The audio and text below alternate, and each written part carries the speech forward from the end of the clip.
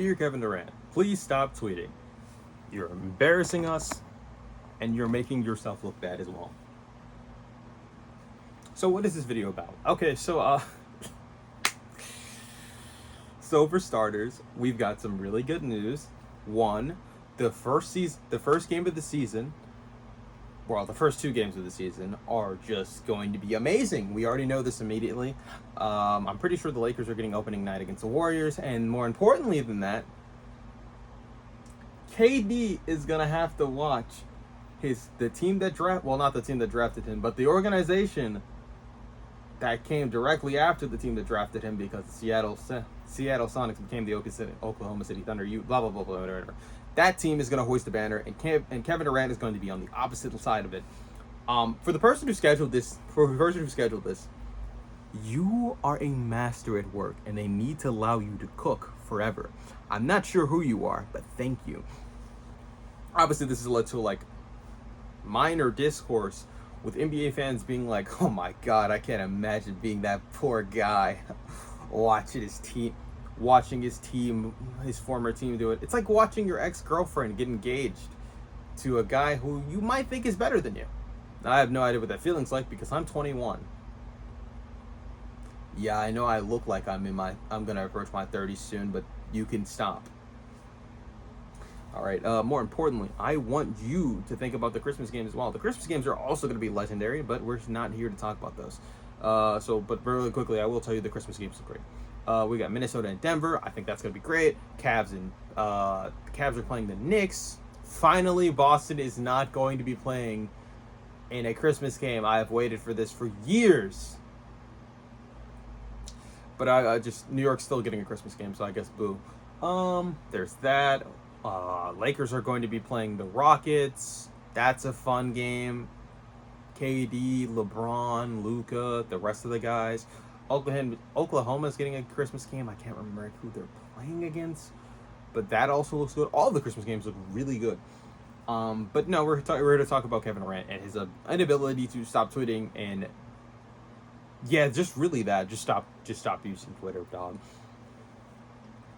It's really weird that a person that doesn't care what people think about him is so like engaged with social media, in my opinion, at least.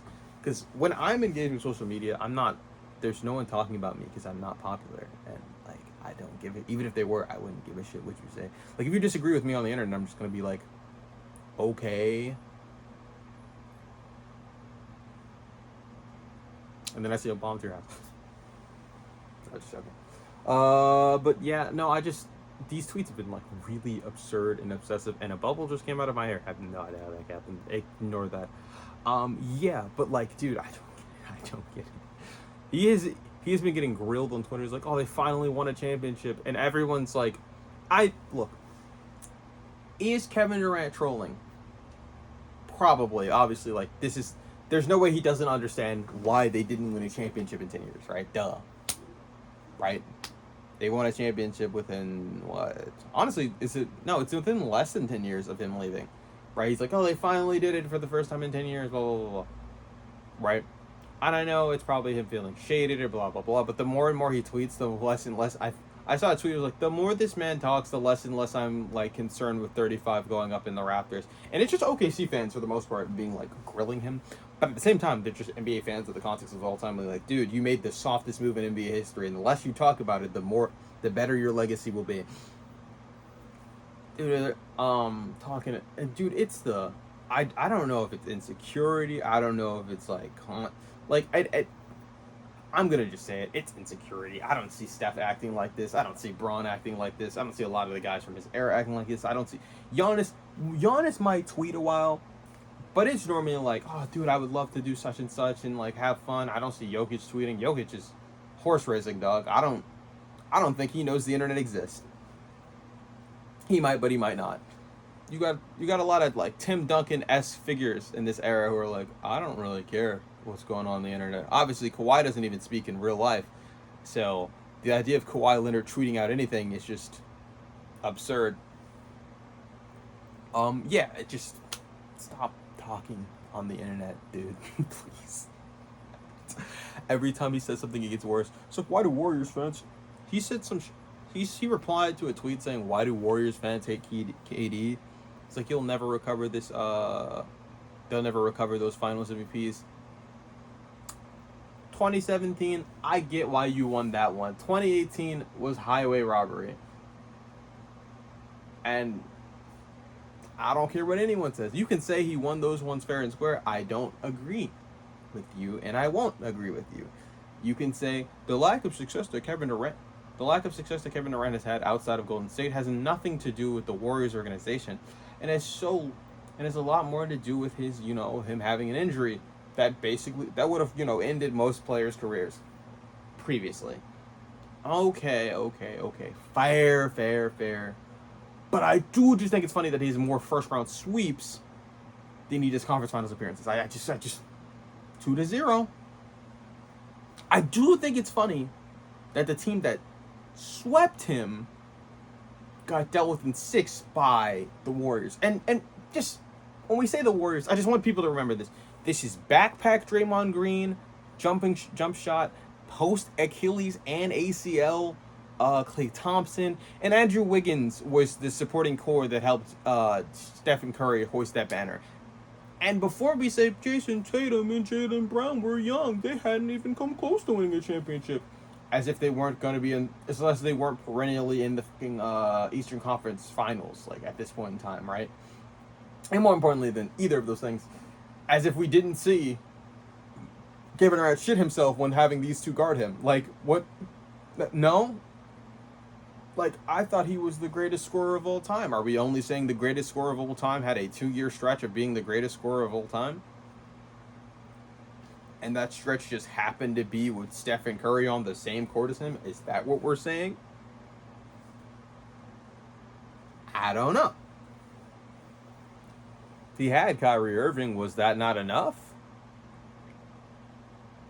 Was it only enough when you had the greatest shooter of all time, the second greatest shooter of all time, one of the greatest and most pivotal defensive players that we've seen in the league in God knows how long? Was that what you really needed to win a championship? There's a reason we have chats and we're like, dude, he might be the greatest second option of all time. By the way, I just want to address this really quickly because NBA fans are actually making me upset right now. What are we talking about with the Kyrie and Chris Paul debate? Like, are we serious? Like, I don't get it. Are we gonna say so when you're saying that who's a better player in these two? Like, we all know it's Chris Paul, right? Like, it's not a question.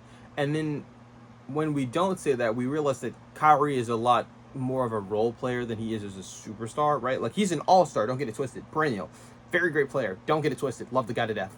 Fun fact, my cousin is actually my cousin and someone who I care about very deeply, is his godfather, right? Like, he's very cool, right? Kyrie has a very aesthetically pleasing game and all of that shit, right? But like, this guy is better than Chris Paul since when? Like, what years are we talking that he was better than Chris Paul? Because I don't think this is just I don't know if this is like we forgot how good Chris Paul is, but like, how did we forget it? Like, I don't know. I don't understand this debate because if we're talking about a player, then it would be Chris Paul. But then if we're talking about legacy, if you really hold that, yes, that is one of the greatest championships of all time. I would say it is the greatest championship of all time, just considering who they beat, who they went up against in that finals. It's the greatest championship of all time, right? Maybe outside of like 2011 Dirk, but like, would you add the context of they were down 3-1 and they won it? Yeah, absolutely. But like, that's enough to ignore the fact that Kyrie has done absolutely nothing since then, and the fact that as a number one option he was never really that good, and the fact that we've seen him be in the second option since and it hasn't resulted in a championship. And yes, I do realize that the Brooklyn Nets thing was really like, man, someone's gonna have to do a retrospective on that era, and I'm pretty sure we have at this point, but we need to wait a little bit longer, right? So we can get a really, really in-depth one, because that era was a show. And the way they were treating Kyrie in Boston and Brooklyn was Joe's. And it really took a long time for Kyrie to come back to being like one of the most liked players, because he was getting so much hate, and some of it was founded, but like some of it was just like ridiculous writing that you would never see out of anyone else. To be fair though, he did play with like the two best players on the planet, and that's brilliant. Well, the two best players from that era, I will say. Not named Steph Curry, because, you know, KD, Steph, not that debate. Steph over KD, always. Anywho. Yeah, this was supposed to be a video about talking about me hating on KD, but this is literally just like the offseason is dry, and these are tweets that are like really important and like impactful to how we're perceiving the NBA currently. Man. This should never have been a debate. KD talking on Twitter crazy is something that happens every day. I'm really excited for opening night. Those games look like they'll be good. The Christmas games look like they're also going to be really good. For me as a basketball fan, I don't know how the casual's going to feel, but I feel like it is about time that we get these type of NBA games that'll, you know, keep a newer fan invested. I don't know why. I'm pretty sure Giannis didn't get a Christmas game, which...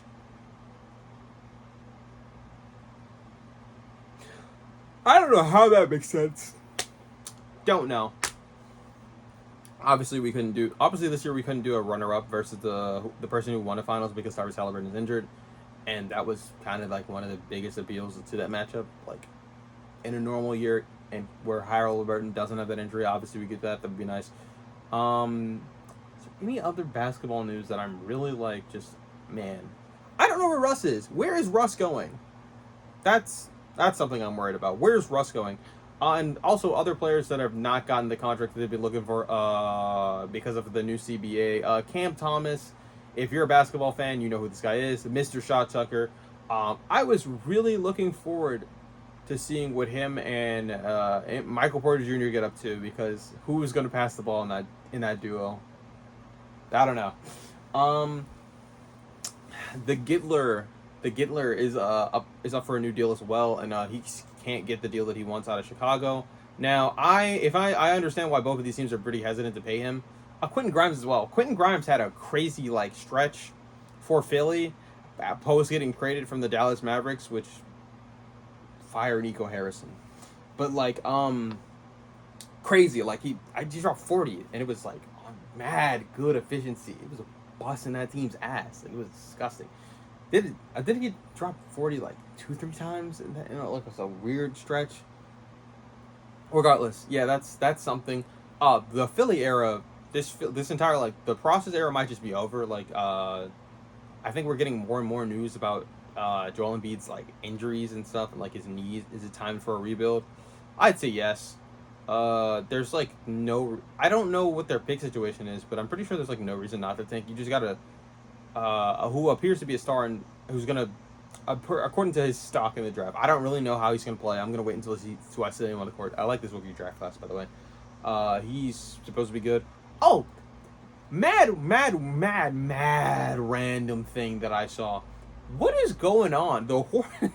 Why are the Hornets and Wizards beefing? Like, now look. I don't like to pick sides. I'm not going to pick sides in either of this beef, because I think it's stupid and foolish. There's absolutely no reason for me to pick a side in this debate. No, absolutely. I would never do that. I would never pick a side in this debate.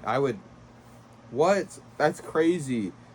Bro, me picking a side in their civil war, that would be so crazy, because obviously I'm a Ravens fan and a Cavs fan. I have nothing to do with this. But yeah, you know where I'm sitting on this. Battle of the Poverty franchises. I'm having a great time. If you're having a great time watching this video, like, comment, subscribe, blah, blah, blah. You already know the YouTuber shilling stuff. Goodbye. Yep, bye.